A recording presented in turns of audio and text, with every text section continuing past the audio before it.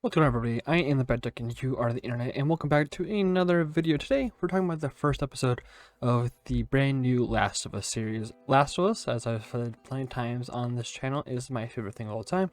I do have it tattooed on my body, and I'm just trying to make this plenty clear for anyone thinking I'm riding the bandwagon for The Last of Us. I've always loved it.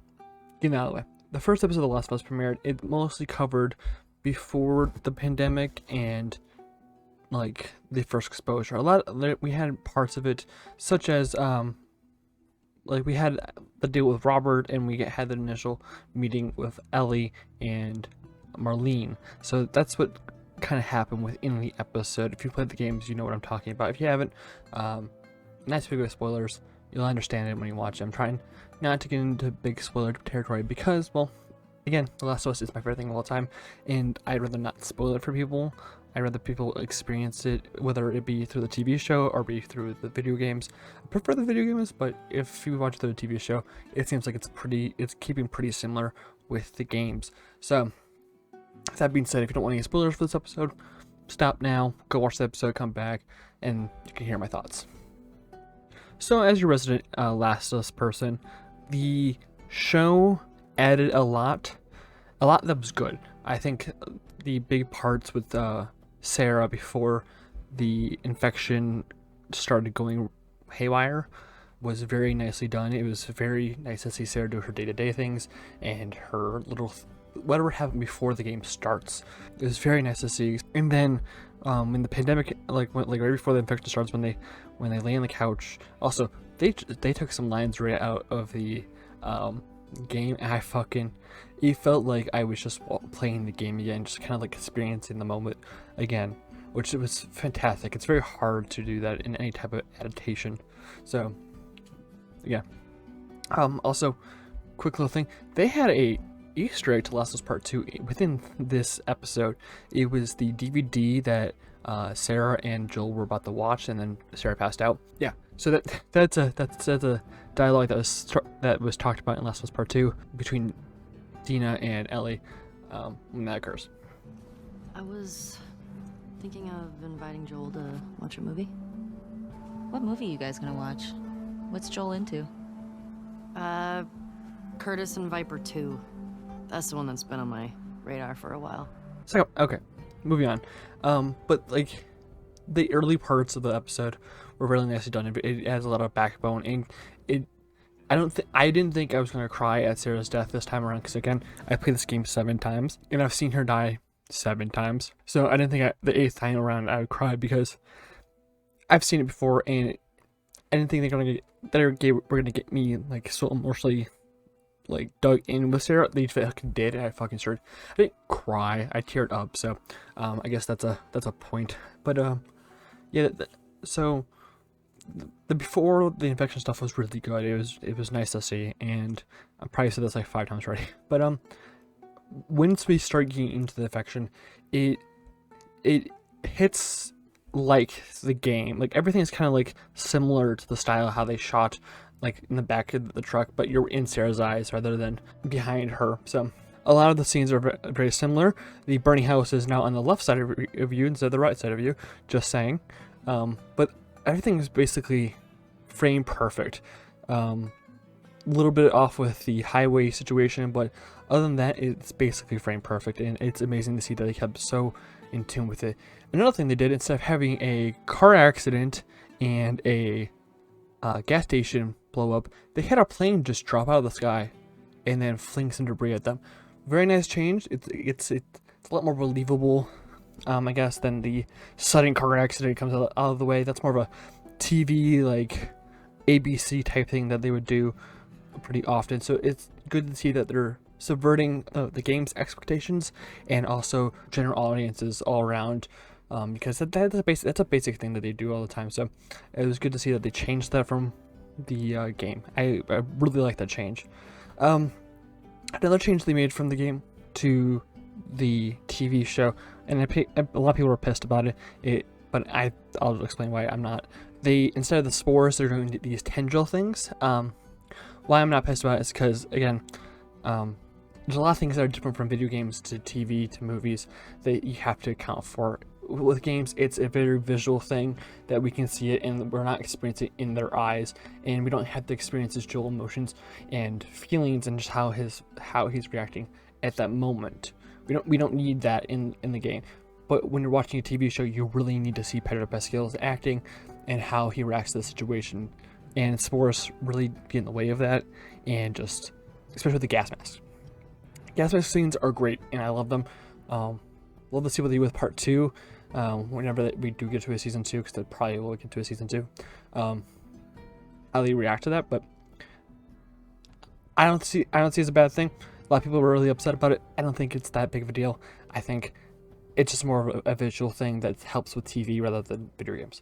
And then when we cut after Sarah's death, which has changed a little bit through dialogue, again, not a big deal. I played this game so many times, I memorized the beginning from beginning to end of that section, at least like 20 years later. And they add a lot of things that I don't think need to be added. It felt like they were padding for time, if that makes sense. And they were trying to justify reasons for us to be pissed at certain people that we did not need to be pissed at. So when we cut there, we cut to this little kid who's tumbling into Boston, and Fedra, whatever you want to call him, takes him and then brings him back, tests him, and they euthanize him because he's got the infection. It was not needed. You didn't really need to really give us that. You could have done that through background characters, maybe pushing the citizens to do certain things, just overall being an oppressive type government entity that they could have used, instead of making, hey, they euthanize the kids, they have no boundaries. No, I think using, you could have used a lot more visual storytelling than just euthanizing a kid. It was not needed. Ellie changed her name to Veronica for a little bit before Marlene tells her, hey, I know who you actually are. It's adding for time that we did not need, and it was unnecessary. I get it, but like, it's an 85-minute episode. It is almost a full-length movie. It is a full-length movie, essentially. So they can cut out these portions that really aren't needed. There are differences from the game, which again, I have no problem with differences in the game as long as you're improving on the source material and you're telling it in your own way. But the thing is when you're telling it, you want to also have a concise timeline, and just these things aren't needed for the story. Robert also takes a battery instead of taking ammunition and guns. It was just they changed a lot of small things that I really didn't have a problem with, but again, it's the euthanasia and it's dumb. But moving on, the drug dealing thing that Joel has with one of the Fedra agents, again, another change. Didn't really have much of a problem with it. Kind of odd when we first get to it, but makes sense later on in the episode. Kind of shows Ellie that Joel is something to be messed with, and Joel is not exactly the greatest person in the world, which is very important when they get to a season 2 eventually. Because I think a lot of people, when we got to the Last of Us Part 2 of the game, really didn't understand the background to why Joel needed to be, spoilers, needed to be killed. Because Joel isn't a great person, and they need to be showing that Joel isn't the greatest person in the world, because we are so tainted by our perspective of the world through their eyes that we need to see that not everything's black and white with him. So, very positive change there, in my opinion. And then, kind of just ends the episode. They set up for the clicker, the skyscraper scenes, which terrified the shit out of me when I was younger and I did my first parts of The Last of Us. You can find, I think you can still find those. Those are terrible episodes. Please don't watch them. It was very good because it kept to the framework of The Last of Us, at least the intro to this of the game, and it did it well enough where I have no problems with it. I had a slight tinge about the Fedra bullshit, but other than that, it was a very well done and very nice looking, nice looking show. It's setting up a lot, and I'm very excited to watch the rest of it. But let's get into the other things about what makes a TV show, besides the story and its adaptation and how it looks. That is the acting and the castings and everything like that. Pedro Pascal nails it as Joel. I love him as Joel. I really wasn't like I wasn't really like sold on him immediately, but now I am. I was thinking more like Hugh Jackman or like I don't know, someone else like that. Pedro Pascal obviously has climbed the ranks, especially with The Mandalorian. That he's hit it for me. Ellie, played by Bella Ramsey. Not exactly sold on her yet. I don't know what it's about her. I don't really feel it yet. I probably will feel it later on. I just haven't like felt it just yet, but I'm not gonna counter out. Gabriel Luna, who plays Ghost Rider in the Agents of S.H.I.E.L.D., is playing Tommy. Plays him very well. Plays him very nicely. I liked him as Tommy. I probably right below Pedro Pascal as Joel, and it's probably the best adaptation here. I believe her name is Nico Parker. She plays Sarah. She is better than Sarah in the game just because of her development, how she acts, and just her acting in general is just very, very well done. Really loved her performance throughout the episode. It was very well done, and I just really enjoyed her as as Sarah. Like, it gave a lot more depth to Sarah that we didn't have before. So very well done. Marlene, I don't remember her actress's name, was played very like truthfully to Marlene. She was more of like a hard ass, kind of like my way or the highway, and I really appreciate that. Eventually, I think we'll get more of her. I don't know if we will. I don't know how much she'll be involved in the story, because from this point on in the game, we don't see her until like the finale of the game. So if you're taking from the game perspective, we probably won't see her until the last episode. Whoever plays Tess, she doesn't feel like she belongs here. I really didn't like Tess's acting. She didn't feel like Tess, and I know Tess isn't very much in the game, but like, her acting just felt weird. It didn't fit the style that the show was going for. I don't really know what much else to say about it, but so far I'm very impressed with everyone's acting. It's just that I think Tess is the worst actor here.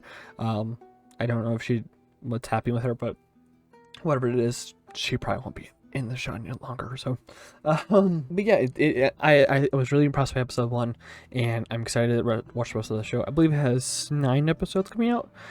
If it stays around like the 60 to 90 minute mark, I think we'll have a really fleshed out game perspective. I think we'll probably get some Left Behind stuff.